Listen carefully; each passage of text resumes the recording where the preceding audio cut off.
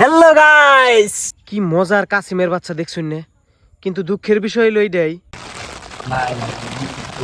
Hello guys, WhatsApp, কি অবস্থা? তো আজকে আমরা তো মানে বৈরী অবস্থার নিয়ে একদম পুরো টেন্ট ম্যান্ট নিয়ে ওই নদীর চরে মানে আজকে স্টে করবার কথা আছি। তো আজকে রাতের অনেক থাকুমু, তো কেমন কি হয়, কেমন করে লাইফ হয়, কেমন করে পার করি, চরের মানুষ কেমন করে থাকে, সবকিছু আজকে দেখামু।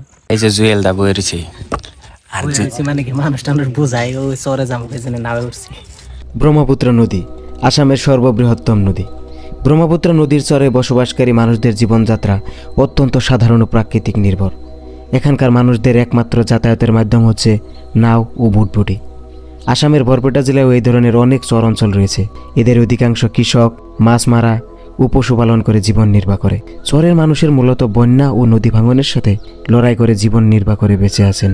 তারা মূলত বাঁশ দিয়ে ঘর তৈরি করেন, যা বন্যার সময় সহজে সরানো যায় এবং তুলনামূলকভাবে নিরাপদ। শিক্ষা ও স্বাস্থ্য ব্যবস্থা তুলনামূলকভাবে কম, তবুও তারা পরিশ্রমী এবং প্রকৃতির সাথে লড়ে যাচ্ছে আর খুবই অতিথিপরায়ণ। এদের জীবনযাত্রা দেখলে আপনার মনে হবে আমরা কতটাই না সুখে আছি। তো গাইস ফাইনালি নাওটাও একদম পুরে পারি সারি দিয়ে উফারাই বললাম। তো উফারাই এনে জায়গা ঢাকা দেখতেছি কোনে থাকুন যায়, কি করন যায়। আর ইস্তা বলে রাজা কখনো ইষ্টি বাড়ি আছে ফুবুগো বাড়ি, তো হেনে যাবো হেন।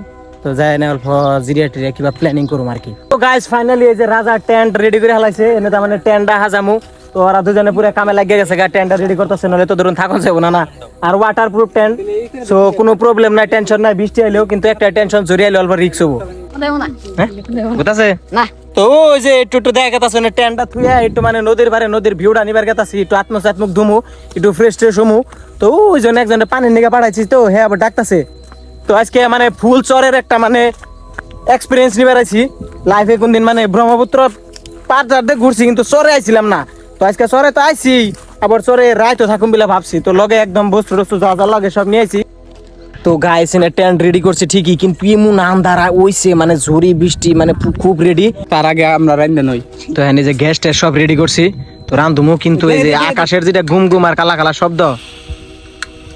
তো গাইস ফাইনালি দেখতে দেখতে রাত হয়ে গেল গা। তো টেন্ট প্যান্ট রেডি করে রাখছি। ভিতরে যে কন্ডিশন, এই যে বস্তু টস্তু সব ব্যাগ ট্যাগ থুয়ে দিছি, ভিতরে এরকম জায়গায় নাই। তো বাইরে চাইলে নদী চাইলে এক্সট্রা একটা ডোরা হে ভিতরে। ওরে বাপ রে, না জানি ঝড়ি একদম মাথার উপরে পড়ছে, বৃষ্টি অলরেডি আইছে।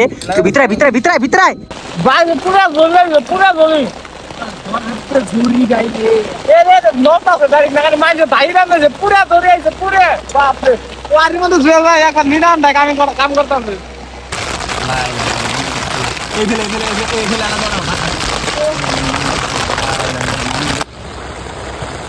এমন জোরে চলছে, আমার এনে থাকা সম্ভব না, ভিতরে পানি ঢুকে গেছে গা। এটা উড়িয়ে নিয়ে যাওয়ার অবস্থা, পড়াই কথা উড়িয়ে নিচ্ছে। সব রেডি করে লাইছি, বুঝাম বাইরে জাম গাহেন।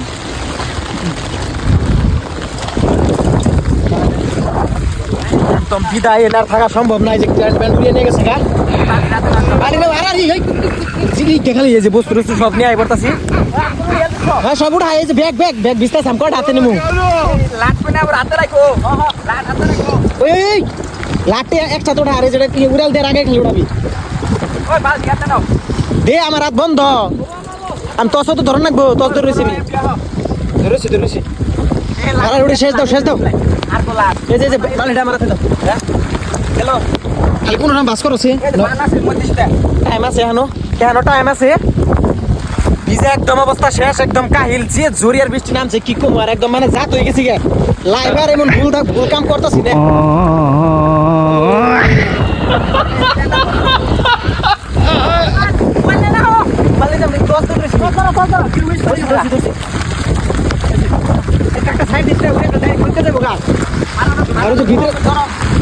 ভিতরে লাইট রয়েছে।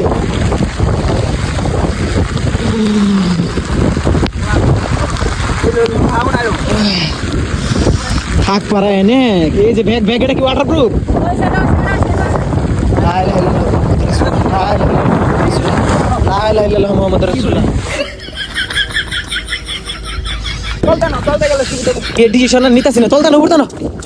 ও বাবা, এত টাইম কেমনে করে যে ভিতরে ছিলাম স্বয়ং আল্লাহ জানে। ইয়ার থেকে আর ভয়ঙ্কর ক্যাম্পিং হয়ে না, মানে খুবই বুকে সাহস নিয়ে গেছিলাম ঠিকই। ভাবছিলাম বৃষ্টি আইবো, কিন্তু এতটা ভয়ঙ্কর বৃষ্টি হবো ভাবি নাই।